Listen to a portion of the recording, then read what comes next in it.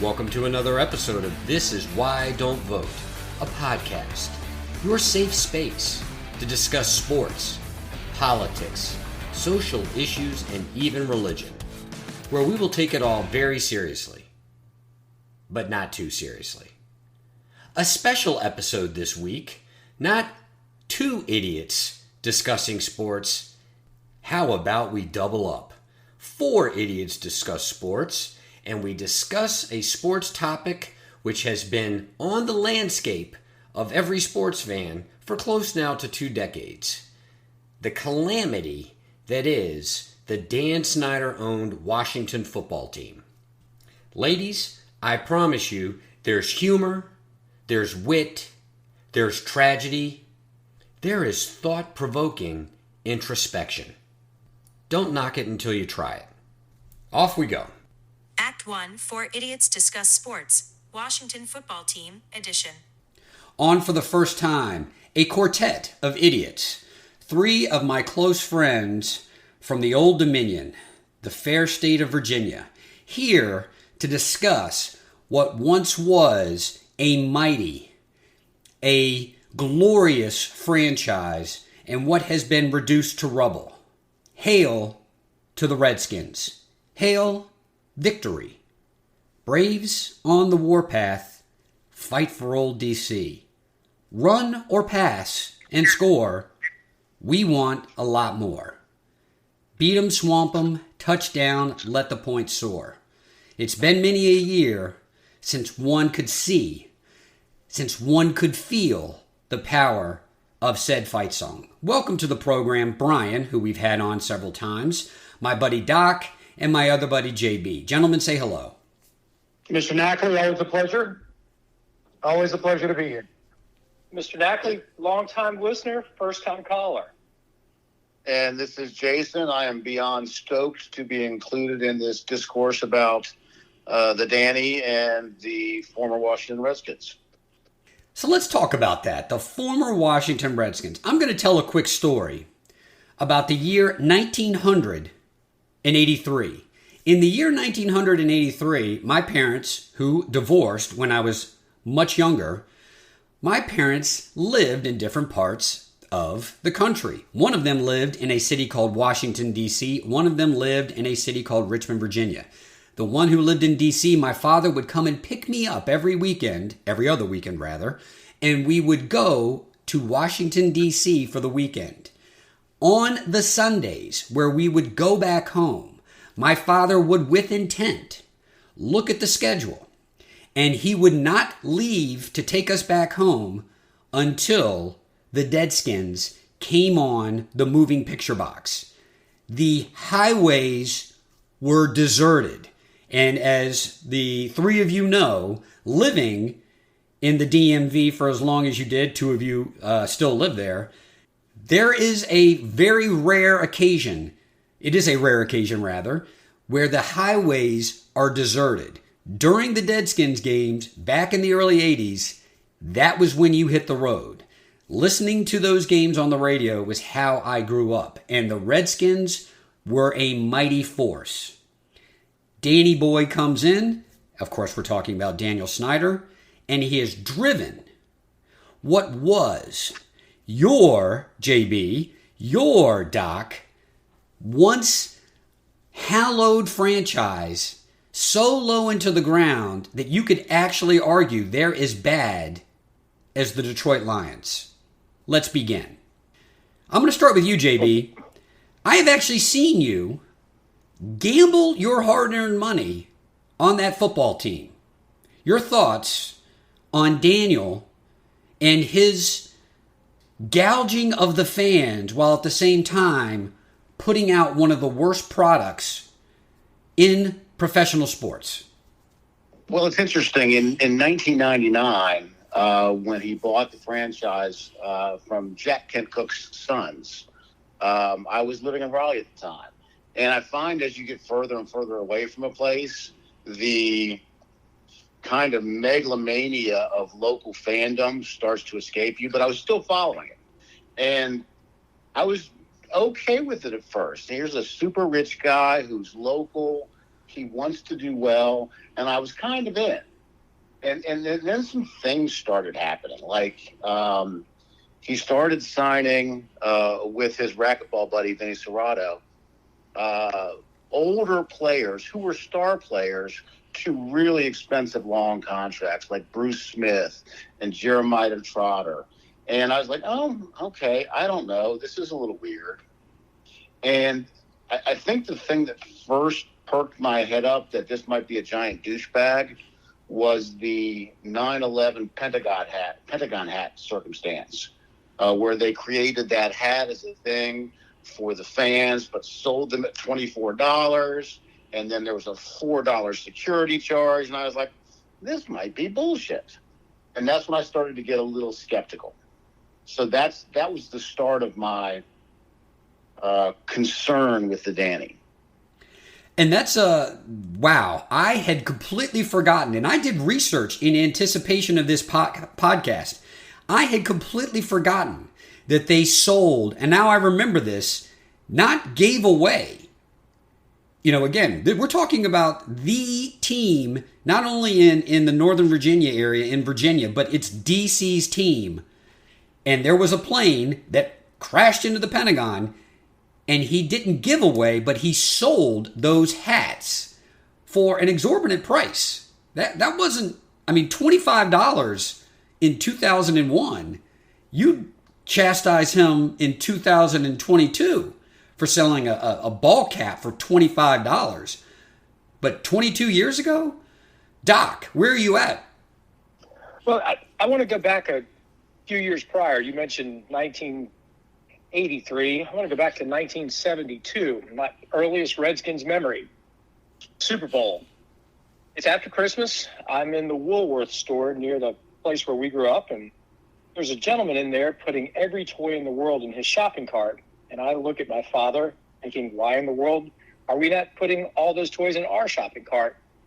My dad said, son, do you know who that is? And I said, no. And it was Charlie Taylor, who just passed away here within the past few weeks. So some of my earliest memories all involve the football team formerly known as the Redskins.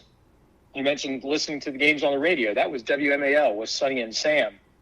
When I went to college, I knew that if the team lost, I was not to call home because my dad would be in a bad mood. The entire city revolved around that team. And it wasn't just DC's team. It was the team of the South. Because up until the late 60s, Washington was the team that you listened to in North Carolina, South Carolina, all through Virginia. So it's a team that's meant a great deal to a region. And literally the team is now, for all intents and purposes, useless. You realize that things have gone south when you can no longer call your childhood team by the name. You also know it's gone south that they've had more quarterbacks in the past 10 years than there are digits on my two hands. So I can't begin to describe the disappointment. And I concur with your position that we're probably worse than the Lions. And I never thought I'd say that because the Lions are god-awful. Just for the listeners, the 4 or 5 that may not know, Charlie Taylor was a Washington player, and he was quite an acclaimed Washington player, and he was a staple of the community back when the team could actually be considered part of the community. And here is a man who was going out with his money, not a charity or sponsored by anything. He was going out with his money, and he was ingratiating himself into the community by buying toys for the poor over a holiday. Brian, you live in the area now, and you're not, you're part of the conversation because you are a local, but you are a Cowboys fan, and we can get into that. Yeah, it's illegitimate, but you are a Cowboys fan, yet you have, just by way of proximity and your nuptials, a number of ties to Danny and his escapades. Please elaborate. Well, first and foremost, I am a Cowboys fan by marriage, much as my wife is a Braves fan by marriage. We do have the proximity. She's here. She refused to go to Cowboys-Redskins games at FedEx Field due to the fact that you will probably get in some sort of significant argument with any bystander who's wearing anything associated with the Redskins, Washington football team, Washington racial slurs, Commanders, whatever they might be. But I digress. Doc, you mentioned, and I'll agree with you, that the fact that the Commanders, let's call them, the Commanders, have had more quarterbacks in the last 10 years than you have digits on your fingers.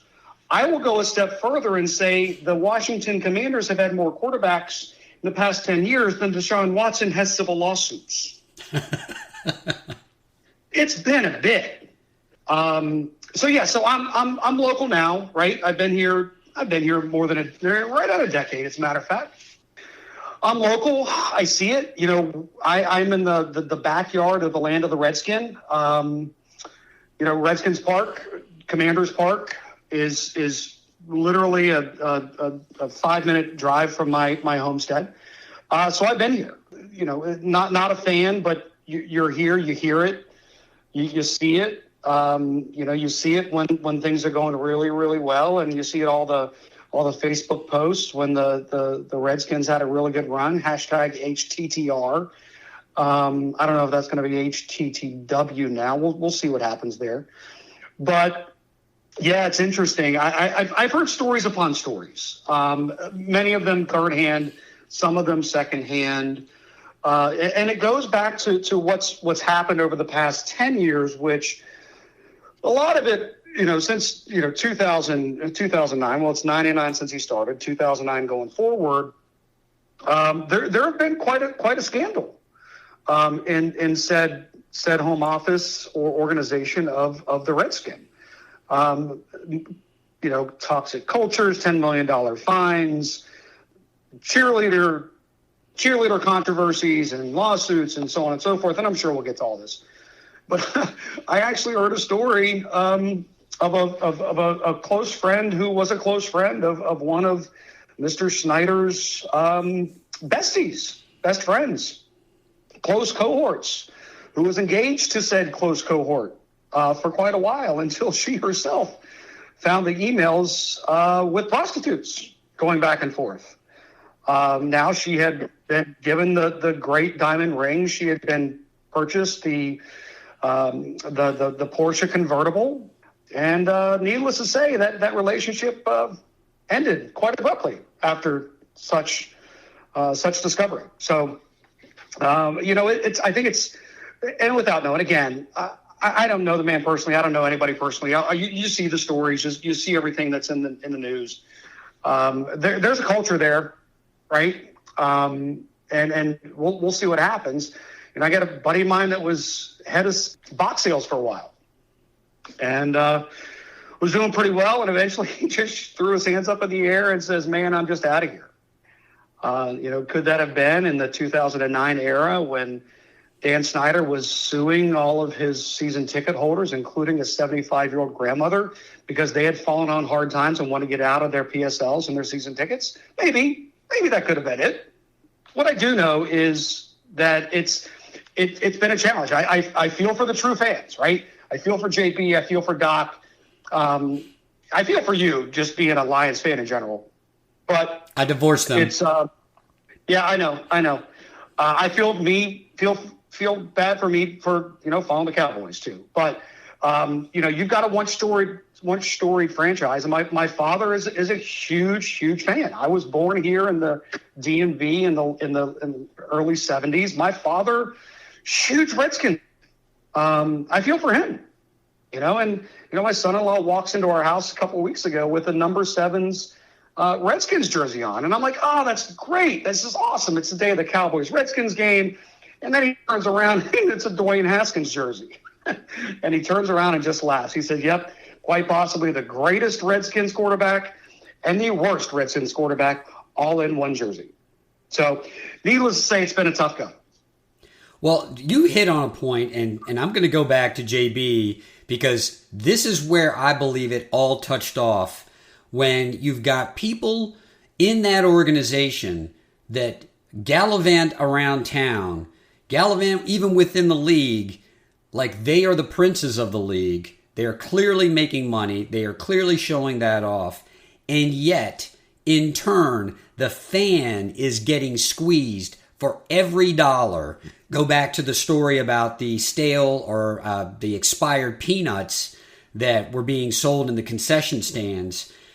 JB, what is it about the way that Dan Snyder has approached his management of fan interaction, right? We all talk about, we're all in business, we're all out there in the world, and you're talking about creating a consumer experience. You're talking about customer service. This is what is indoctrinated into us now in 2022 via social media, commercials, what have you. And yet this man is maybe a genius at promoting himself as the fans' fan, and yet ripping them off for every dollar that they have? Well, you use the word promoting himself there.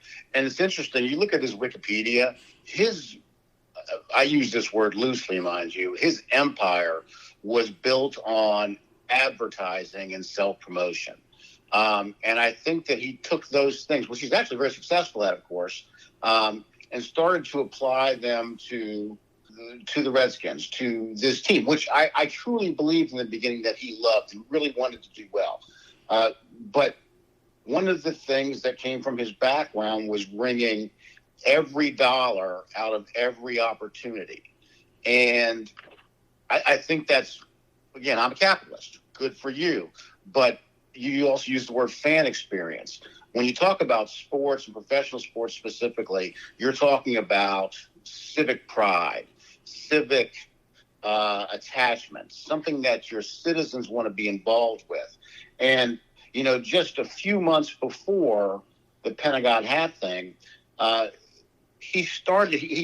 of the things that triggered me, he brought training camp from Frostburg, and previously it had been in Pennsylvania, back to Ashburn in 2000, just a year after he bought the franchise. And when he brought the training camp back to Ashburn, he started to charge fans for attending those training camp practices, which had never been done before. And I think that's an example of what you're talking about in terms of removing fan experience and starting to really try and wring out every dollar of every opportunity. And it left a bad taste in my mouth, to be sure. Well, let's go even further than that. I have been to FedEx Field. It's out in the middle of nowhere, like many of those stadiums are, and to the extent that you can even get close to the stadium by way of parking, it's an exorbitant sum of money, no? And then they actually have a system where you can pay. So you have to pay to park. And then you can pay to get on a trolley system or some sort of shuttle to actually ride to the stadium if you don't want to walk. The parking circumstance can be included in season ticket holders. And then if you buy online or if you buy through one of the secondary markets like StubHub, et cetera, that you also purchase a parking pass with your ticket. It's a god-awful stadium. And to be fair, Danny didn't build this. Jack Kent Cooke built it and actually named the town Raljohn after his sons Ralph and John. It's in PG County. There's a metro stop about a mile away. It's on the site where the Capitol Center used to be. But yeah, that fan-going experience, and I've only been there 3 times for Redskins. I've been there a number of times for college football games. It's not a good experience. It's not a good stadium. Everything is overpriced. The parking situation blows. And people are starting to compete. Washington, D.C., Loudoun County, Fairfax County, Prince William County, Prince George's County as well, for what might be their next stadium when their lease runs up in 2026. And I'm interested to see how that works out. But one of the challenges, they never should have moved out of downtown. So I had the great opportunity to be at the last game at RFK. We beat the dreaded godforsaken Cowboys 37-10. I was there, and the stadium shook, and you had the Hogs, and you had all of the allure that defined the team for so many years. Then Jack Kent Cooke moved it to the new stadium. The new stadium was named for him. And, a sign that Snyder was going to be a challenge is one of the first things he did after he bought the team is he changed the name to FedEx Field. And I would contend ever since then we've been cursed. But the stadium in and of itself is as much of the problem as I think the ownership group. And one of the best things that they could do would be to demolish that building the same way they demolished the Cap Center, which was an equally terrible building. But I have wonderful memories of seeing the Bullets play there, of seeing the Capital Classic there, watching Wes Unseld run up and down the court. But I think the site where FedEx is just cursed. Blow the whole thing up, move back downtown where you belong. Hey, Doc, but and I hear you. I get that. I bet we've all been to FedEx Field, many of us together for college games. Never been there. Actually, I was actually there for one former Redskins game. And I get that with the stadium, it stinks. It's out in the middle of nowhere. But demolishing the stadium doesn't do anything to fix the culture. It doesn't fix the fact that Snyder wanted to bring in every 37-year-old veteran who had a decent career and pay them exorbitant amounts of money. It doesn't change the fact that he sees all of these other things out there thinking that he can make them work. And it just doesn't happen. So I think I agree with you. I agree with you in the location that it's in. Should it be more centralized? 100%. Totally agree. JB, you brought this up. People are going to start bidding on it. It's going to be interesting to see what happens because there is a lot of money in the greater DMV. But should it stay downtown? I mean, look what's happened. I don't want to get off topic, but look at where the Nationals Park was and what it was and now what it's become, right? It could be this great catalyst for another area. But again, does that change anything within the culture inside of those buildings, inside of those walls in Ashburn, Virginia? So you bring up a great point, Brian, and I want to pose this to the group because here's where I agree with JB that I believe that Snyder bought that football team with the best of intentions. I don't think that anyone who buys a sports franchise comes in and thinks, I'm going to run my fans out of the stadium, I'm going to turn this team into a laughing stock, and I'm going to do it for the sake of my own ego. Yet, that seems to be the theme amongst many of these people who can actually afford to buy these franchises. One of the most thin-skinned, one of the most egomaniacal, and that's saying something particularly in the NFL, one of the most thin-skinned, egomaniacal owners in the NFL is Daniel Snyder. He can't have anyone in that park that he believes is his equal in authority or knowledge or, my God, even incompetency. And I think that is what has cost that franchise. JB, your thoughts? I think the closest he got was when he brought back Gibbs 2.0. And even that didn't work because, Gibbs was kind of an idol to him. That's was when Snyder was growing up was the 80s where Gibbs was so great. I think that's the closest he's gotten. Everybody else that he's had in the building, and I think including Rivera, has been to a certain extent a yes man. You go through 9 years of Vinny Serrato, who I want to talk about for a second, and all the coaches that came in and around them. You've got, oh, good Lord, the coaching carousel. So he starts off with Turner. He gets 1 year of Turner. Rubisky, Schottenheimer. Schottenheimer he fires after 1 year because Schottenheimer stood up to him. Spurrier, Gibbs, Zorn. Zorn was awful. Shanahan tried to stand up to him but couldn't. Gruden never tried to stand up to him. Callahan was an interim. So he keeps bringing these people in that want to do what he wants to do. And to go back to the very beginning, his first hire as an executive was Vinny Serrato. He was in local sports radio called the Racquetball Buddy. They were just friends, apparently. Now, he had spent some time with 49ers and done well there. One of the things in Pat's readings that you sent us, Pat, referred to Serrato as a failed actor. Did anybody else catch that? Yes. Did you look it up? No. Vinny Serrato's IMDb page, he plays Sergeant Antonelli in a movie called Kindergarten Ninja.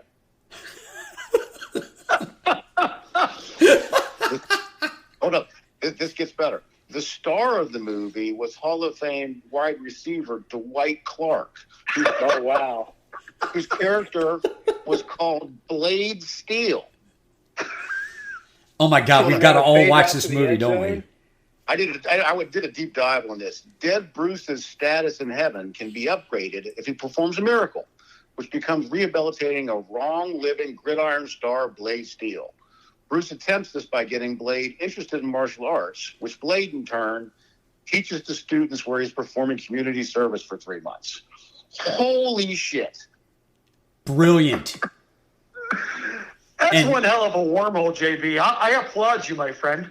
And I'm here to tell you that was the Washington Redskins general manager for 9 fucking years.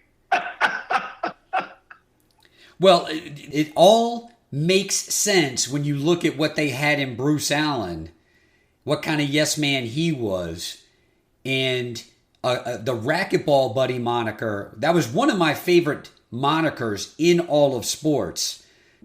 Doc, how did you feel after those years of frustration when you weren't getting the type of team on the field that you wanted, having the racquetball buddy continue to manage the team? And I want to couple it with the same thing with Bruce Allen. Year after year, the buffoonery, and yet Bruce Allen still trots himself out to that podium and is the face of the Washington football team. Well, it's just general ineptitude. And unfortunately, that's what has befallen all of the teams that I've rooted for ever since I was a little boy. My beloved Washington Bullets, terrible. Baltimore Orioles, terrible. The football team, terrible. Because bad drafts compound bad management, which compounds bad free agency choices. I had mentioned earlier the number of quarterbacks that have simply played for the team. I love Joe Gibbs. Joe Gibbs won a Super Bowl when I was in high school.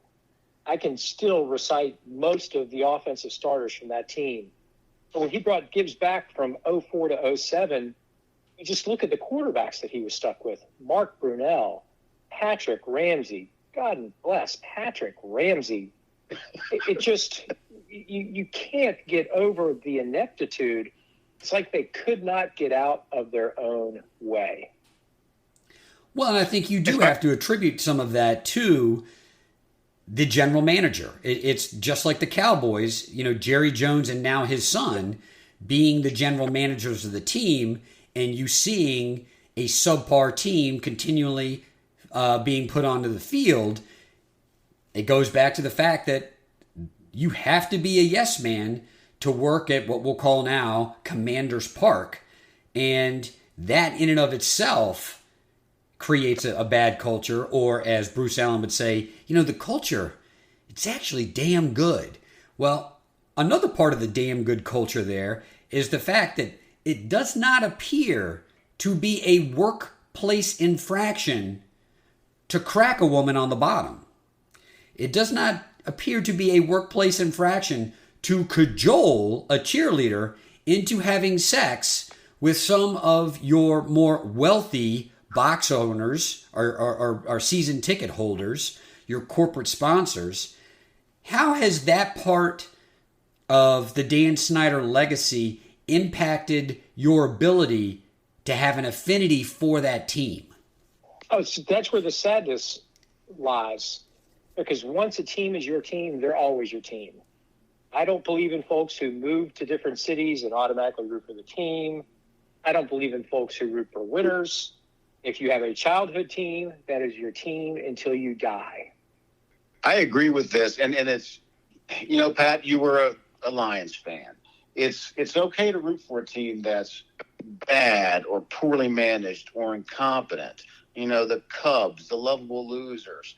But when you get to kind of the chronic misconduct and miscalculation of Snyder's Redskins, that's a dicier circumstance, man. And it's like you're rooting for something that's morally bankrupt, and you got to go, gee, what do I do with this? I don't know what to do with this because this is the team of my youth. But these are bad people. Yeah, I agree. I think, and obviously, I'm one out here that has not been a Redskins fan at all in my life, even though my father was. My mother's from Pittsburgh, my father's from Missouri. He's a Cardinals and a Redskins fan because they lived here. My parents' side, everything black and gold. I was a Braves fan.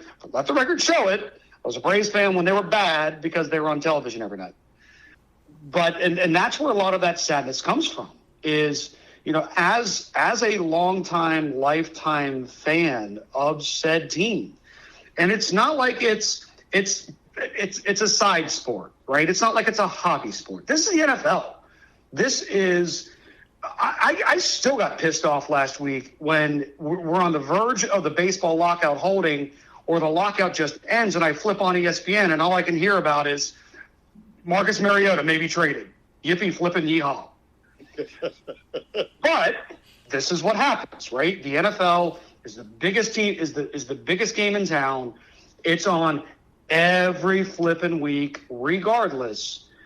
And when you've got a situation where your hometown team and a team that you have rooted for your entire life has these, on the light side, let's call them controversies, on the deeper end, let's call them scandals, that somehow seem to be just pushed under a rug. That I think is where the biggest challenge comes into play. And I joked about Deshaun Watson, right? There's still 22 civil lawsuits against Deshaun Watson. Was there enough to convict or to get a grand jury indictment? There wasn't. Funny enough, the Pat McAfee show said, listen, grand juries will indict a ham sandwich. They didn't indict Deshaun Watson. So you got to think there's nothing there. But there's something there, right? At some point you got to think, well, maybe it's me. But there's something there. But as soon as that gets washed away, what happens? Trade talk immediately starts picking up. Like all of this badness gets just pushed under rugs when it comes to professional sports. And that's the biggest challenge with this. In 10,000 emails that were surveilled through the latest investigation, whether it was, people interfered with it or not, through 10,000 emails, John Gruden used homophobic and misogynistic verbiage with Bruce Allen. But you can't find anything against Dan Snyder? Come on, guys. There's something else there. But that's the sad part of it. And by the way, it's not Commanders Park anymore. It still says the Washington football team as of yesterday. They haven't spent the money to change the signs yet.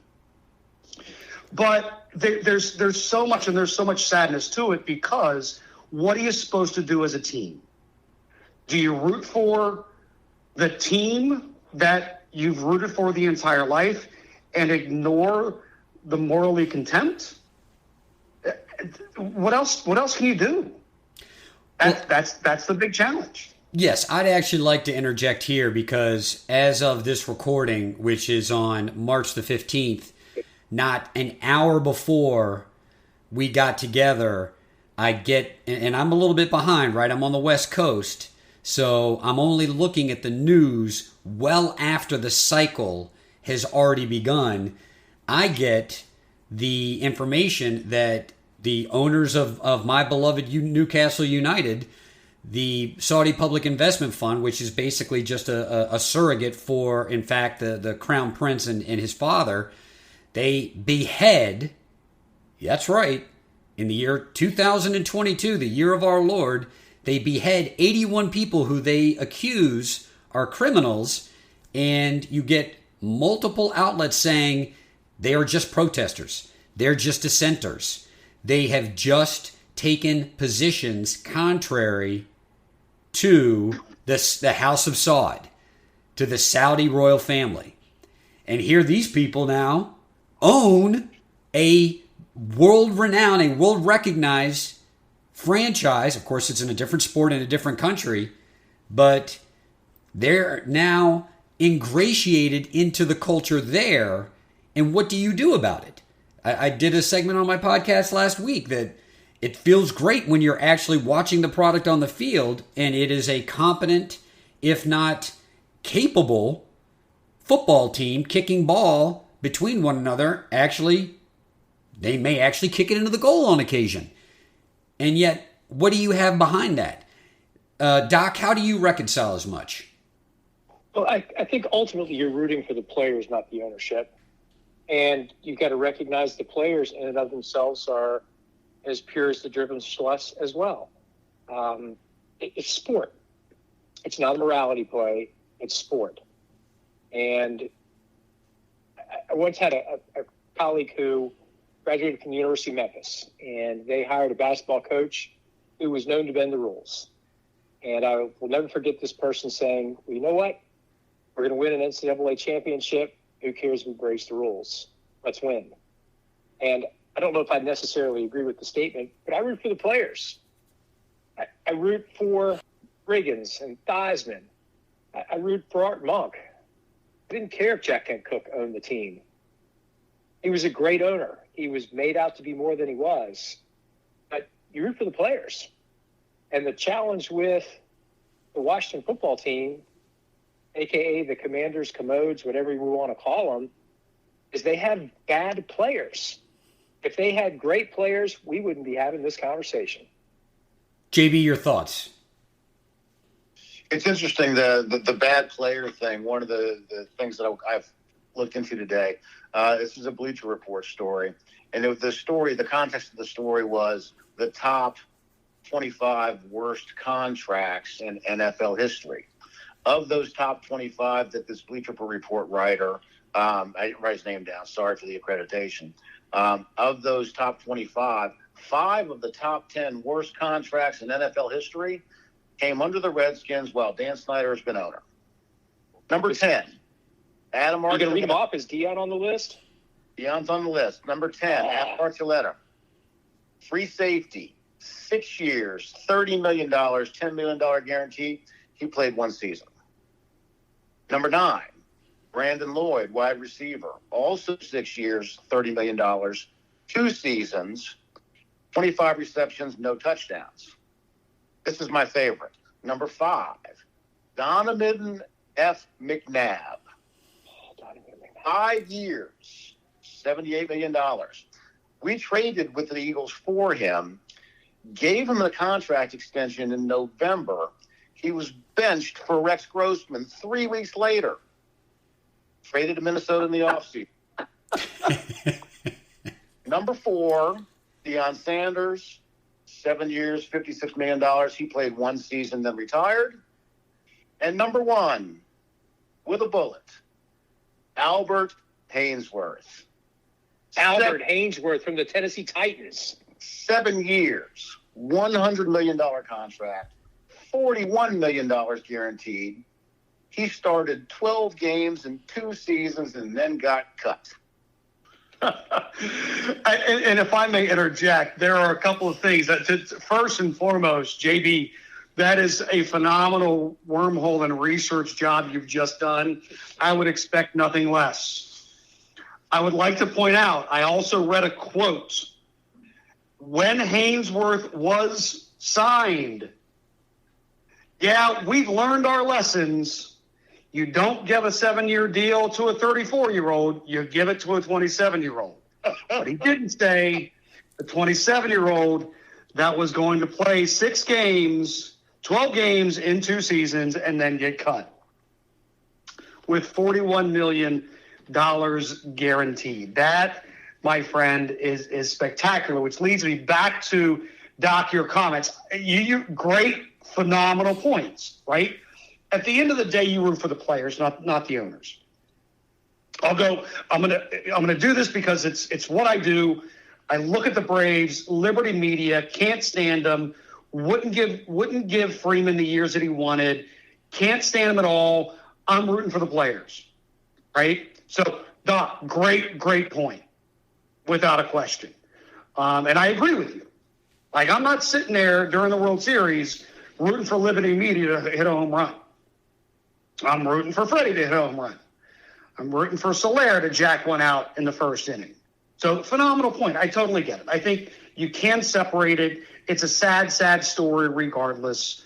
But I think the bigger point beyond any sort of, and I'd like to hear your thoughts on this, beyond any sort of, morality issues that obviously are there in some way, shape, or form, he's just hiring buffoons, right? Since 1999, and I don't have the numbers. I'm sure one of you do. I don't have the numbers on where they finished, how many times they've had a top 10 draft pick. So this would be a good question, right? How many times since 1999, over the past 23 years, the past 23 years, have they had a top 10 pick or top 5 pick, and what's happened with that pick? So is it now just forget about the morality cause? And I agree. I mean, I think Snyder came in with the best intentions as well, right? He's a childhood fan. He's got $1 bazillion from AOL. Shoot, the Redskins are up for sale. I'll take them 100%. Now let me try to do everything I can to resurrect it, including Gibbs 2.0. But the fact of the matter is they've never been able to get the actual players in there that can get it done, or the coaches that stay long enough to coach them. So that being said, I would like thoughts. So I'm going to start here. I'm going to start, Doc. The morality play to me actually does weigh heavier when the team is terrible. So I have to give props to Doc for bringing that up. And I hate that, and I use that word intentionally, I hate that in me, that the fan in me trumps the human being in me. When that team hits the field and they are capable, I forget all about, because really, why are we sports fans in the first place? Why are we fans to the extent that we are? It's an escape.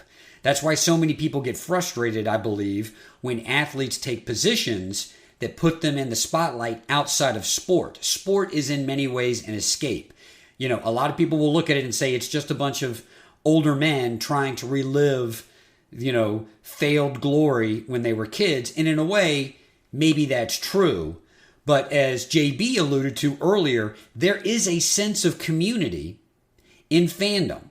Doc, you and I have talked about it in college, that part of the college experience, part of the community of being a graduate, an alumni from a certain college, is being able to go to sporting events, being able to reconnect with people. It does unite communities. So it's difficult to separate the fan from the human. The fan often wins out. What I would like to say, though, about Snyder in particular is that regardless of whether or not his intentions are pure, I don't believe that over a 23-year period, there has been someone who has so consistently been nefarious except for one other owner. And that person owned a team in Los Angeles, happened to play a different sport, happened to play basketball. That person also had the same kind of reputation, and eventually the owners took his team from him. And the league policed the ownership. So you have Dan Snyder. To me, his only equal is Donald Sterling. Doc, your thoughts? I don't altogether disagree, but you don't have clear visibility on the background of other owners, other ownership groups. You're going to see a time period in which, just as you referenced prior with a sport known as football, otherwise known as communism, in which you don't even know who the owners are. Hedge funds are going to own teams. So I think all of this just gets really, really muddy, because as you look from players to owners to general managers, they're humans. Humans are inherently flawed. So I'm not prone to give Daniel Snyder a pass. I would very much like for him to sell the team. In some respects, I think he is like a little boy playing PlayStation. He wants his team to be good. He's going to trade for whomever it is good at the moment, or maybe good in his memory, that can allow him to hope. Because ultimately, that's what the offseason about, is hope. So someone mentioned earlier first-round draft choices. Let's read off some of the first-round draft choices. LaRon Landry, Trent Williams, Robert Griffin III, Brandon Scherf, Josh Dotson, Deron Payne, Jameem Davis. We can't draft. I'm more interested in the general manager. My other beloved team, the Bullets. I spent many, many, many years bemoaning Mr. Ferry. I didn't care who the owner was, but I knew who the general manager was because he picked the players. The challenge with the Washington football team, a.k.a. the Commanders, a.k.a. the Commodes, is the owner tries to pick the players. JB, you were going to interject there? Well, I was going to go in on the draft picks thing because it sounds bleak what Doc was reading. But if you look at right when they took over, when Snyder's regime took over, the initial draft, specifically the first-round draft picks, are pretty darn solid. The 99 pick is Champ Bailey, 2000 LeVar Arrington, 2000 Chris Samuels, 2002 Patrick Ramsey, who was actually a decent quarterback, 2004 Sean Taylor. But that's beside the point. I think that one of the things that you guys are hitting on is the ability to root for the team, for the players, as Doc said, as opposed to investing in the organization. What I've found myself doing as I get older, and I think it's just because I'm getting older, and it's probably also because I moved away for a long period of time, is that for teams that maybe I have a questionable feel for in terms of whether or not I really want to root for them, I find myself looking at it like a television show. When the Redskins are on Sunday and I'm home, I'll watch it. When they win, I'm excited about it. But I don't get super fired up about it anymore. And I think part of that detachment is because I don't like what's going on behind the scenes, behind and above the players. And I don't feel great about that, but I don't lose sleep over it either. Well, and I just realized something on draft picks, the power of the Google machine, is if you look from 1970 to 1991, how many first-round draft picks did the Washington football team have between 1970 and 1991? That's a long time. Not many. Three draft picks in 21 years. They were good. They were good. They traded them away for players. Right. And I, as I look back at this, if you look back, even over the last, let's go back, RG3 in 2012, you never knew. I think you did. I don't know that he was a number 2 pick. Josh Dotson was great in college, and I think a lot of this is going to be great in college conversation. John Allen, local guy, right? Stonebridge High School, Ashburn, Virginia, plays golf where I play golf, beloved, just a beast on the field. Montez Sweat shortly thereafter, Chase Young shortly thereafter. So you've got 3 guys in the past, 5 years? 5 years. Let's call it 5 years. Simple math. 5 years. 3 guys last 5 years, defensive front line studs, right? Drafting wasn't the problem. What was the problem? What happened last year on the sidelines? John Allen going after Montez Sweat. Montez Sweat going after John Allen. There's some sort of culture issue somewhere, right? Now, it's easy to say these things from afar, but the bottom line is, based off of what you've done over the past 5 years from a defensive perspective, without diving any deeper into the draft, but you got three monsters on the defensive front. why is your record not better? What's the big challenge there? Is it a locker room issue? If it's a locker room issue, is it a culture issue? If it's a culture issue, does it go all the way to the top? We talk about these types of organizations all the time. It all starts from a culture perspective at the top and filters down. And if you don't get that fixed, you're going to have 2 number 1 picks who played for the same national championship football team, mind you, going after each other on the sidelines. I'd like to chime in here because Doc, and he and I have had this conversation several times. We can have it here on the podcast. Once you choose a team in your youth, this is your curse. You stick by them no matter what. And as 100%. someone who has divorced a franchise, this is where we can get to the pinnacle of this podcast. We can culminate the conversation with this. I was in Nashville, Tennessee. This was the year 1999.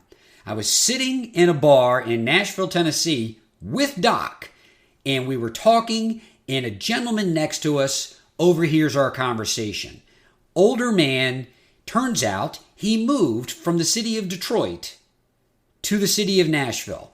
Postal worker in the city of Detroit for decades, says, I'm getting out of here. I'm retiring to Nashville. He picked a perfect time to do it, didn't he?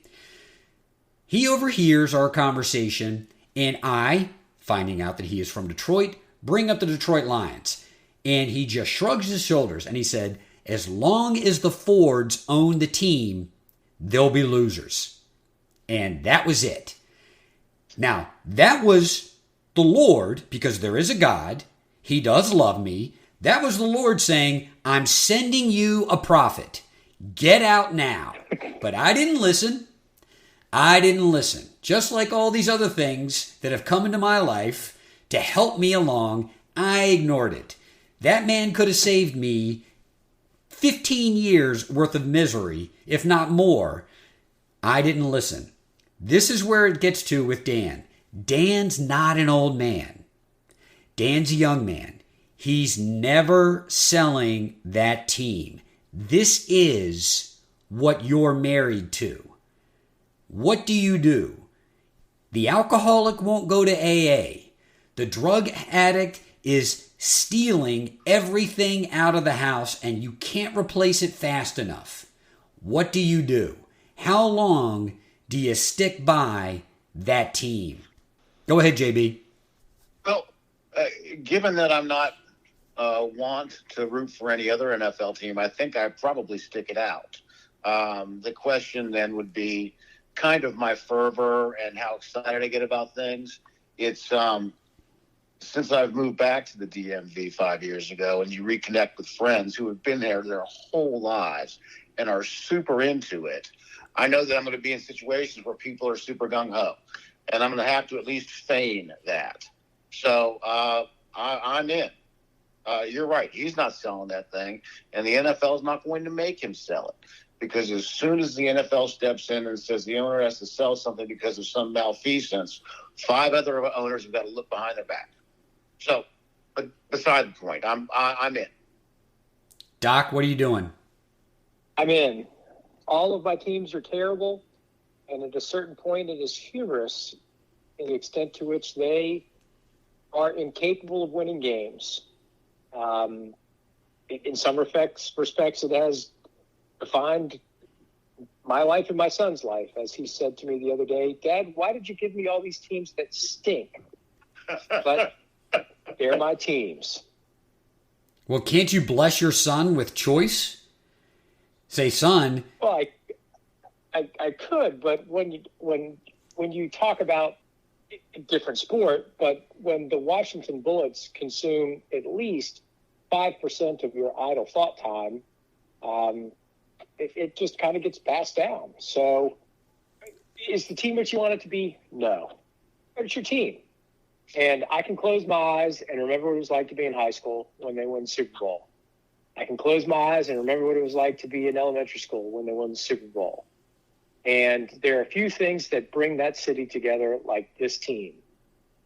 And love my city. I love my team, and I have hope that next fall will be better.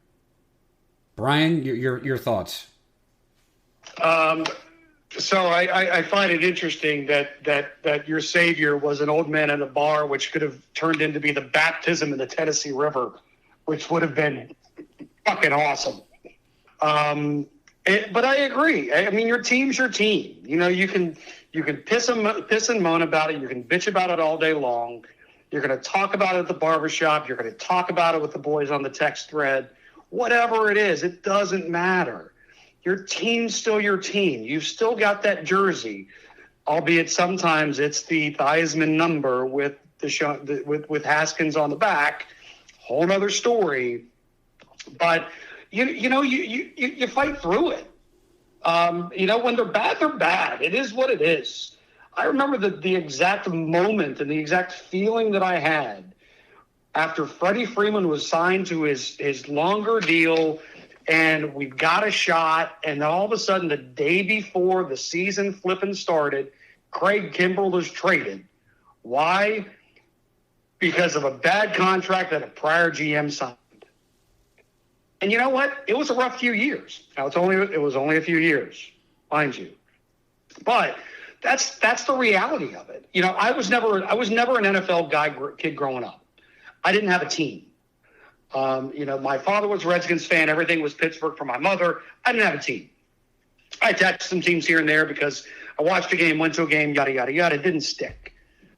But regardless, in sports, you root for the players, you root for the colors, and you root for the logo on your jersey, right? You spend a lot of money doing it. You know, as a kid, you go to these big gladiator stadiums with these mammoths, with these huge, huge personas, and you're just there in awe, and it sticks.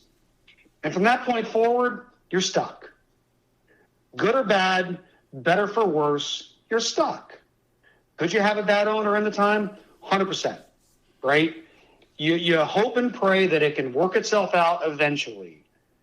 But at the end of the day, when you lay your head on the pillow, you're frustrated, but you're not burning a jersey.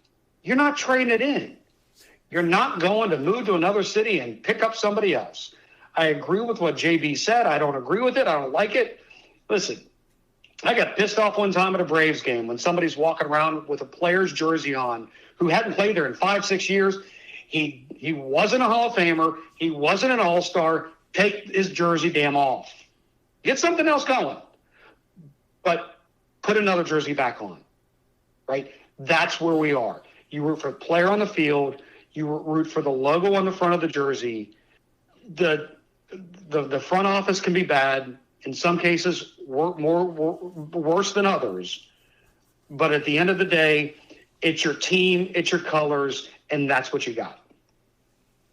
Well, I feel like I'm at an AA meeting and I'm being convinced to drink again. I ain't going back. The Fords are never going to sell that team, and the Lions are never going to be good. I appreciate your dedication, gentlemen. I appreciate your fandom. I'm telling you, it's all going to end in tears. You're going to wake up again after that blackout weekend. You're going to have wrecked your car. You're going to have another STD, and you're going to wonder, why the hell am I doing this to myself? On that note, thank you, each and every one of you, for your time. It was fun. We're going to have to do this again. Thank you, my friend. Gentlemen, we'll talk soon. Enjoyed it, sir. Be safe. Act 2. Epilogue and Gratitude. I would like to thank my guests for this podcast episode, Brian, JB, and Doc, coming on, providing a number of different perspectives on what most any fan can identify with, and that is disappointment. The degree to which one will put up with disappointment as a fan, well, that varies. Some of us will take a slap in the face. Some of us will take a repeated kick in the balls. I believe that the poor and fortunate souls in our nation's capital will be taking a repeated kick in the balls for quite some time. If you like what you hear, please like the podcast, if that's what you do, or give it 5 stars, write a review, tell everyone else how great it is. I have a Patreon account. This is Why I Don't Vote podcast on Patreon. A few $100s. I've reduced it from a few thousand. I'm not asking you to make mortgage payments every month towards this electronic forum, but I'm not objecting if you do. Thank you each and every one for listening. I look forward to doing more episodes with guests. I hope you look forward to listening to them, and I appreciate the attention, the energy. This is Why I Don't Vote, a podcast.